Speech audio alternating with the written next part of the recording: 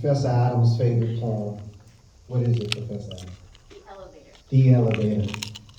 Yeah. That's your joint too, the elevator. So the elevator basically talks about, well, you know what? I don't even need to explain. Let's go. There's this elevator, right?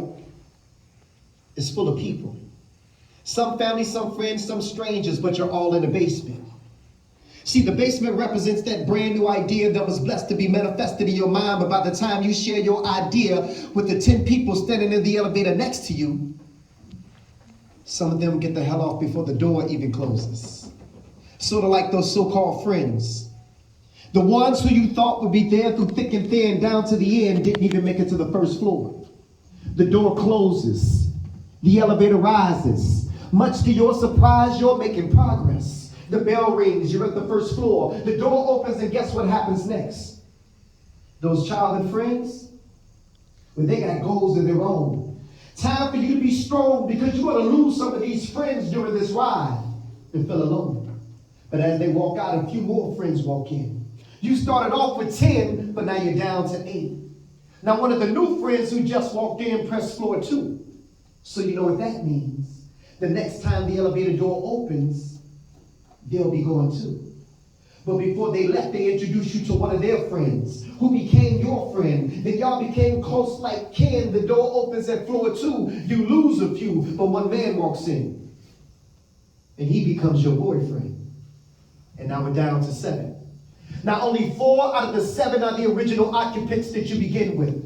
In all, there are 2 strangers, one cousin, your mom, one friend, one new friend, and a boyfriend. Now the elevator passes floor 3. Seems like life is finally looking up. But just as soon as you get comfortable, you're at the 4th floor and the door opens up. You're staring death right in the face. Quickly you step back. He reaches in his arm and unexpectedly takes your mom. Everyone in the elevator consoles you. But this takes an emotional toll on you and your relationship. Everything you ever believed in or ever knew about is in doubt. You become so emotionally cold that right before the doors close, your boyfriend walks out. What's to expect by floor 5? Now what just happened on the 4th floor was a game changer. But by the time floor 5 arrives, you will lose one of those strangers. But before he leaves, he whispers to you, "There's something that I hope that you see." She said, "What's that?" That God wants you to go through everything that you're going through in order for you to get to where it is he wants you to be. He leaves. 4 remains. Only 1 more floor to go. But between the 5th and the 6th floor, you notice something. The other stranger reaches around you and hits the stop button. Everything is frozen except you and him. He said, "Okay, it's time for us to talk.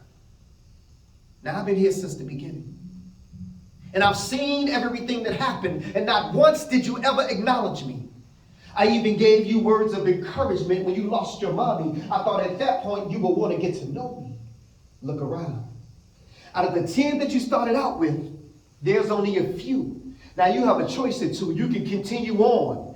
Use the experience of what you've been through to help heal, or you can do what you've been thinking, go in that purse and take those pills." She said, "No, I want to live." Well, then you need to learn how to forgive. She now knew who she was talking to. She takes a deep breath and asks for forgiveness. But he said, "I'll forgive you when you learn how to forgive yourself." He pressed the button. The bell rings. The door opens at the 6th floor. To your surprise, your ex-boyfriend is standing there, offer you his hand. You turn right around, look at that man right in the face, and smile. See, out of the many people that have come into your life, you've already lost the majority. Expect for the ones closest to you to disappoint you, let you down, betray you. But don't you change, stay you. And at the end of the day, when you place your family and friends before God, he will remove them to show you that he's a jealous God. And none should be placed before him.